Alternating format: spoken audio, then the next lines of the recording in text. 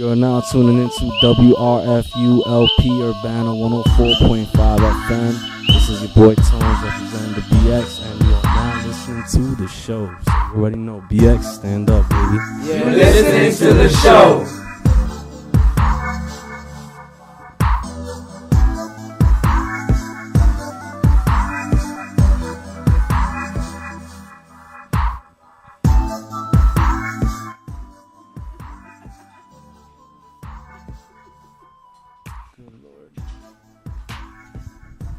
Good evening, folks. It's WRFU here, Urbana 104.5 FM. I want to thank you for your time and attention, and also for bearing with me through my braces, las frenas, still giving me problems and whatnot. We're going to have a little conversation today about an event that took place early today. Originally on Alma Mater and then followed over to Assembly Hall. And I've invited some scholars to describe what transpired and why they organized and did what they did. And yeah, let's start off with a quick mic check and see who's here, who's sitting to my left and on the right on the camera. I'm Zach Popple. I'm a graduate student in the Department of History at the university here and a steward for the Graduate Employees Organization, the Teachers Union for graduate workers on campus. My name is Thomas Garza. I'm a community organizer and I was this coalition. My name is Teresa Ramos. I'm a graduate student here. I am in cultural anthropology, and yeah, that's it. I was just organizing. Okay, once again, my name is Wendy Marie Finley. I am a graduate student in the cultural anthropology department at the U of I. My name is Wes Huff, community member. So let's get to the meat of the business. You guys are part of the I Resist Coalition.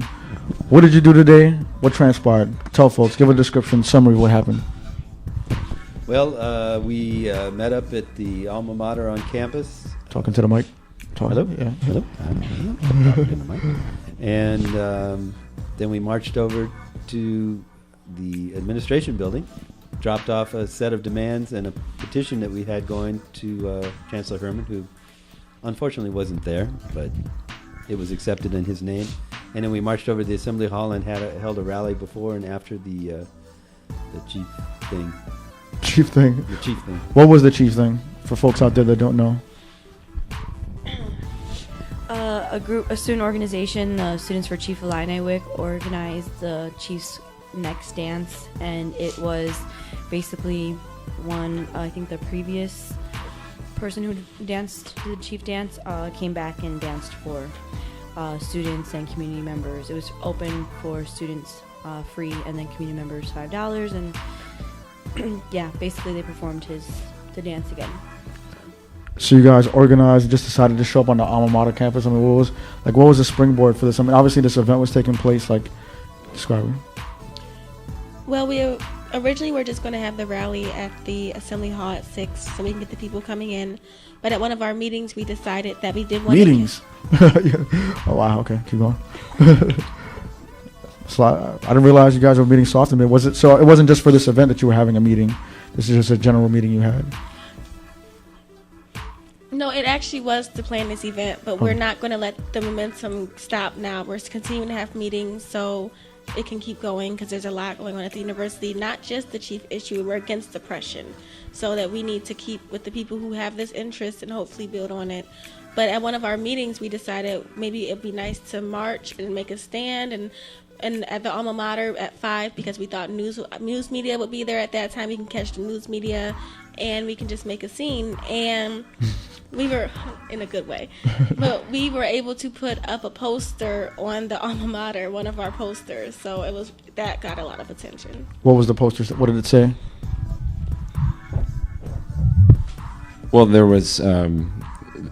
can you tell us what was on the poster? Because I can say what was on the banner that we marched behind, but what was on the poster that was attached to the Alma Mater? I'm not sure the exact wording, but it was something to the effect of wanted, go away, and then it had the mascot, and a picture of the mascot, picture of the symbol, and a picture of the something else, and then it had a... What did that come from? What did the words on it come from? Yeah, Tom, explain it, because you made it. I don't remember what it says. It's based on an old wanted poster I found on the internet, and it has a picture of the mascot, the the symbol, the chief head symbol, and then the name Fighting Illini, and it's basically us. We're saying want it to go away, go away, and so, and then it goes on to talk a little bit about what's wrong with those things and why. So I had, this is Zach Popple from the Graduate Employees Organization. Right around 5 o'clock, there was about 50, 60 people that were sort of present and ready at 5 o'clock, and we set up a sort of central banner, and we had a PA system right in front of the alma mater. The banner had a picture of the chief mascot on one side and a image of a minstrel performer on the other, and it said, what was the exact text? Some traditions should never be honored. Some traditions should never be honored. And that was the banner that we marched behind, or marched with, from the alma mater down to Assembly Hall. So by about 5:30, after the march was blessed by some of our community members, we proceeded to go down Green Street, and by that time we were about 150 strong, and that number kept growing as the march made its way down Green Street west, and then south on 4th Street, south on 6th Street, cut over to the Swanland, in which that's when the demands were presented to the representative of the Chancellor's office. And then from there we walked, by that point I'd say we were about 200 strong, down all the way straight to the Assembly Hall area, and we basically walked right over to the main entrance, formed a large and significant circle, and we could all sort of look at each other, and we got in the spirit there and waited for the people that were going to be attending, going inside to the next dance. We awaited their arrival. So what was that like? I mean, you're standing out there in front of the, confronting everyone who's coming in. They're obviously family members, family goers, and all excited about going to this event, and they see you, and then what happens? I mean, what happened? I mean, someone tell me. Leaving us hanging here, what's going on? There were a lot of interesting reactions, I thought. I was filming a lot of this, and I noticed people seemed to either look confused, like they couldn't figure out what we were doing, or they looked kind of embarrassed, like, I don't want them to look at me, or they looked really angry. That was like the three things that I saw people feeling. So they didn't appreciate you guys being there? No. Well, some of them we noticed Go too figure. were just like mocking everything, like they were pointing to their shirts and like pulling it up, and not pulling it up, but like emphasizing the chief on their shirts. This one guy comes in imitating the chief's dance, so it was a lot of feelings of privilege going around. Okay, and so this happens for how long? How long were you guys there, and how long did that event last?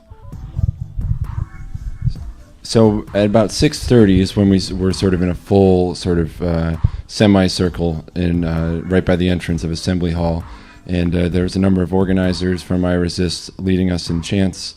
And by about 6:30, we sort of all moved to a solid straight line, running from the entrance to the sort of main parking lot, where people were streaming in to go to the event.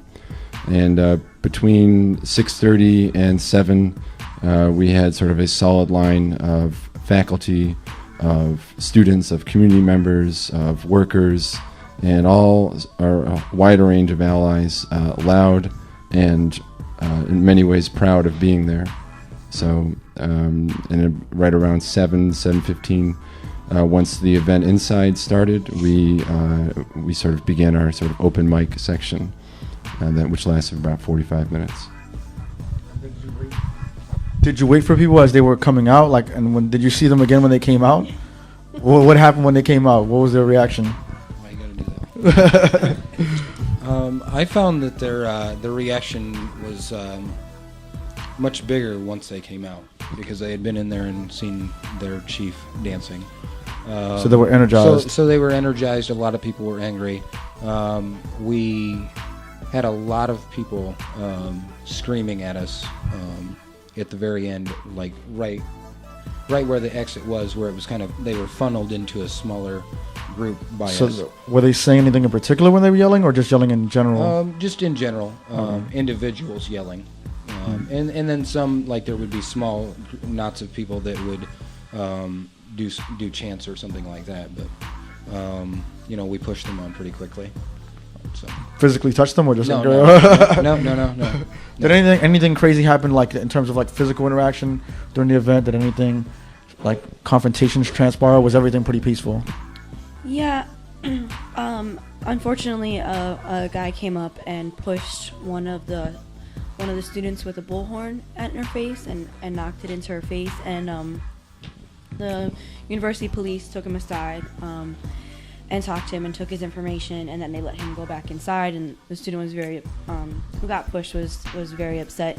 The problem there was that all the police who were, standing in between the line, our line and the people coming in, were facing us.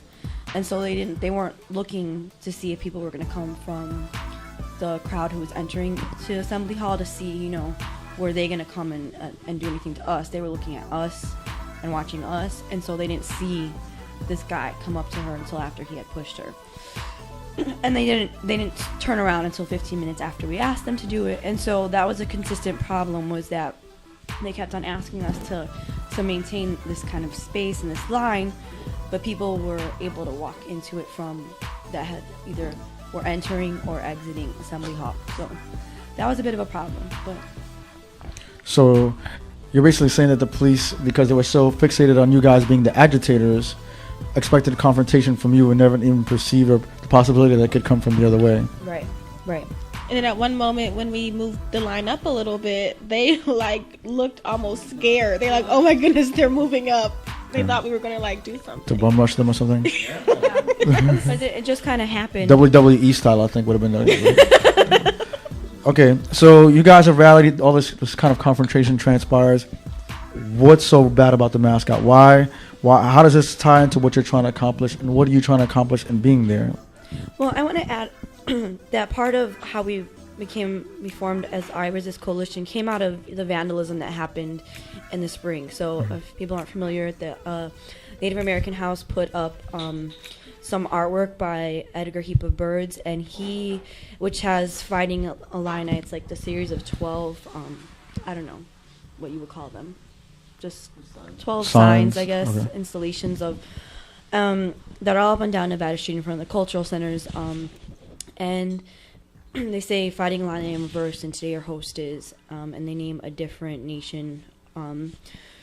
And so those signs got vandalized from March till April, a number of times, and students initially organized a petition signing and town hall meeting because, again, the chancellor failed to publicly respond and condemn these actions. And so they kept on happening. And so this is how part of this organizing emerged, and the petition came about. And so we were hoping to, one of the demands is to, again, end 3-in-1 music that the university still uses in the games, is to make this art installation a permanent art installation. It's not right now, but ask the university to pay for that to become a permanent part of Nevada Street. And then,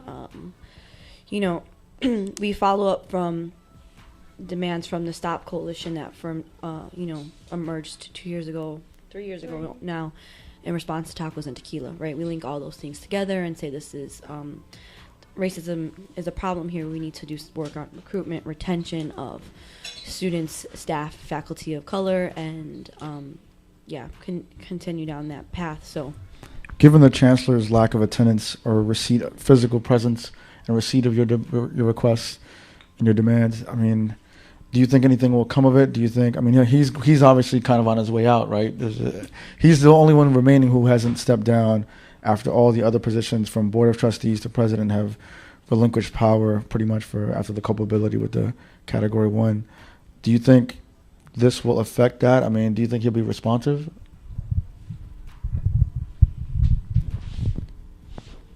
He needs to be.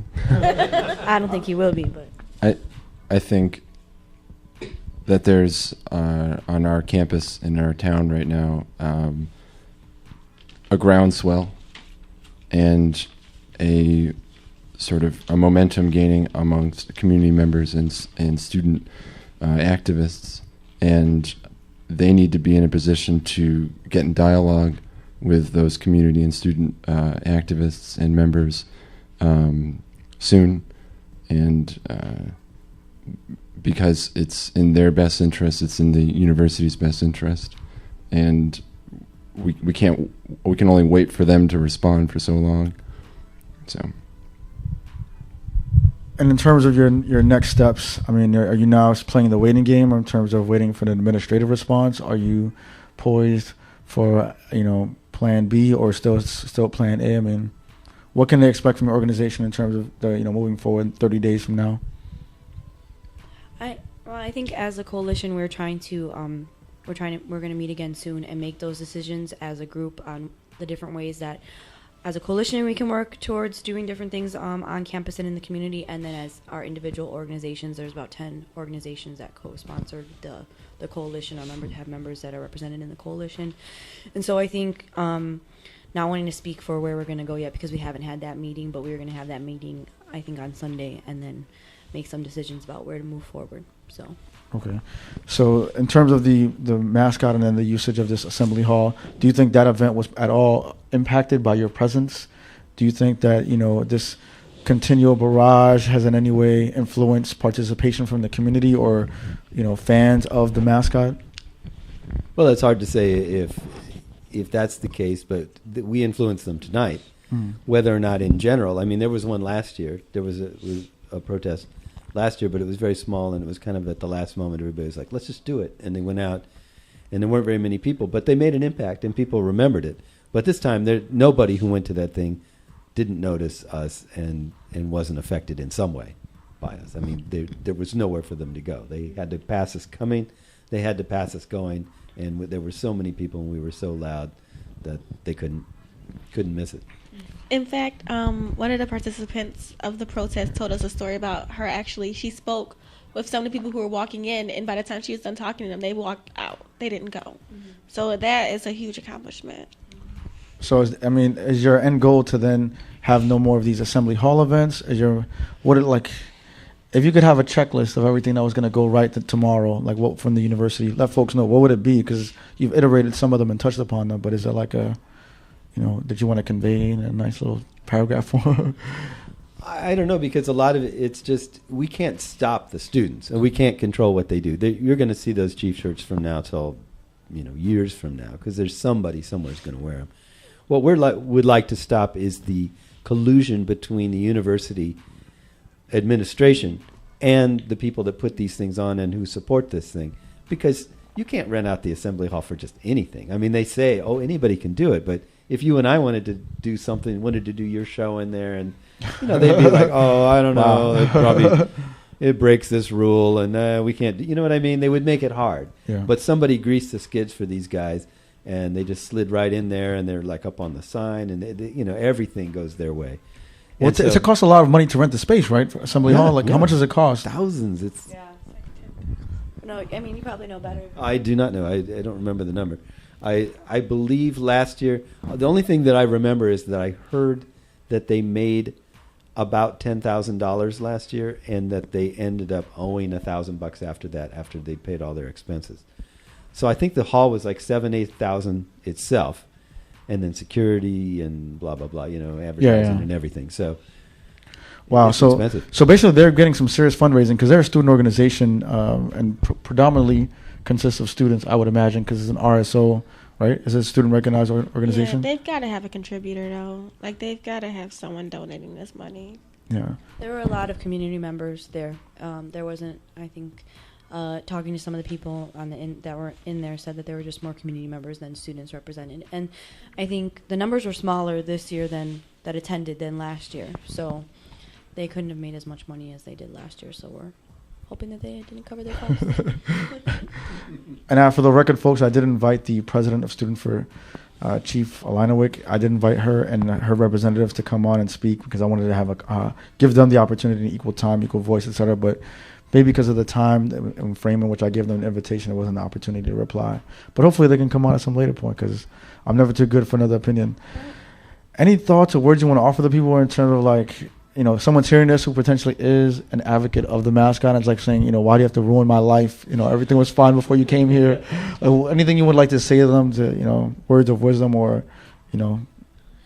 I would say keep an open mind. Check out in whose honor. If you're, you know, having any kind of doubts or thoughts about, you know, the chief, talk to somebody, right? Talk to somebody and get as many opinions as you can. I do want to say that there is going to be a T-shirt exchange next week on the quad. I'm not sure what day, but people can bring in a T-shirt or item with chief on it, and the university is going to give them a different Illinois shirt in exchange for it. So fantastic. There you go. And I think I remember that one. I asked for that one a long time ago. I asked for that one 3 years ago. Because you realize they made a lot of money off of this this item. Like, they're still selling it. Even though they're not supposed to be, they're still selling it. I don't know how they're getting around that. You mean stores are still selling it? Yeah. In fact, when we walked past, what store is that on Green? Follett's? Game Day? Not Game. No, it wasn't Follett's. When we walked down 6th Street, the one on 6th Street. Oh, TIS. Okay, they still had stuff in the windows and stuff, so. What if they said that they weren't selling it, but those are just like for display? For example, I know when you go to Legends Bar, there's a, you know, a mock native person in there. Like, is that not the same thing, or because they're not selling that thing, but they're just putting up for ornamentation? No, I think they're selling it. And there's new chief shirts. I mean, they're not using. I think they've manipulated. Like, again, the university's not taking a stance on what is their former trademark and what they have copyright permissions over, and so these different bookstores and T-shirt places are manipulating the image. They're changing it. They don't have, I think, the copyright over the chief, just saying chief, and so I feel like you see a lot more shirts on campus that just say chief on it. Just say the word. Right. So, and I think they can sell those, and even though they can't sell the official, like, symbol as was designed, right? Right, and the I in chief is like the Illinois I, so. Wow, they're very clever, these guys. Like I can say, got nothing but free time on their hands. So do you think these stores are committing any sort of, are engaging in anything like negative when they do that, when they put the sign up? Is this like, if they were just showing it for ornamentation again rather than selling it, would it still be a problem? Yeah, well, it's part and parcel of the original problem, which is the commodification of native culture.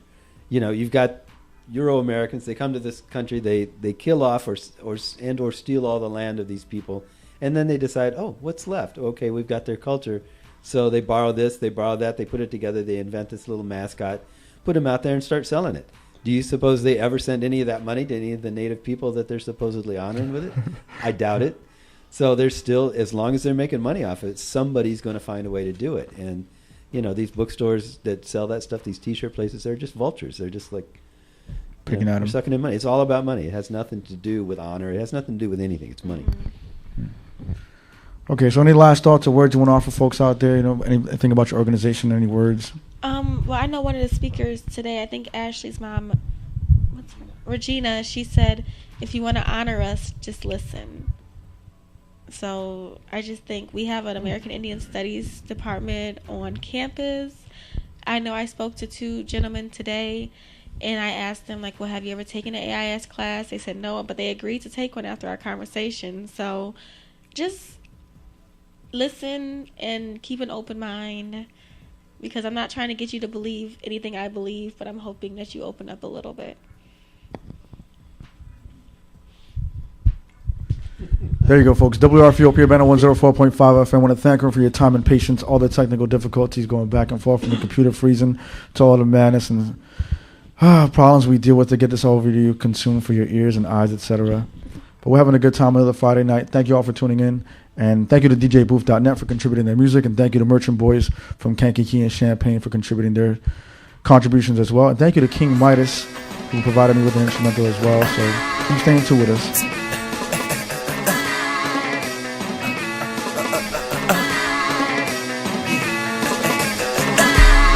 It's been a lot going on, man. I see some I still don't like, right? So we're gonna take this to the man in charge, right? Come on.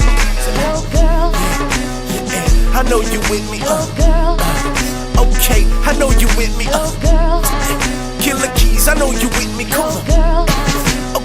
Okay, let's go. Dear Mr. President, do you care when the cops come through, when they terrorize our residents, treat us like peasants, then try to build a case, but then they hide all the evidence. That's why I'm never hesitant. Get money to capital, never think rational. Being local, this problem is now national.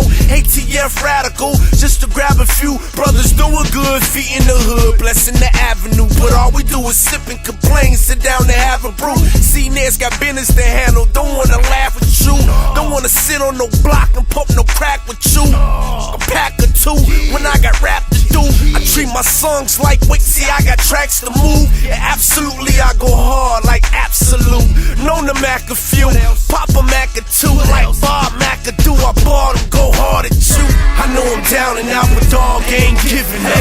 Plus the fact I know Tone and Real living us. And if you just like me and you don't give a you working 9 to 5, but you don't get enough. I know I'm down and out, but baby, I ain't giving up. Plus the fact I know Tone and Real living us. And if you just like me and you don't give a you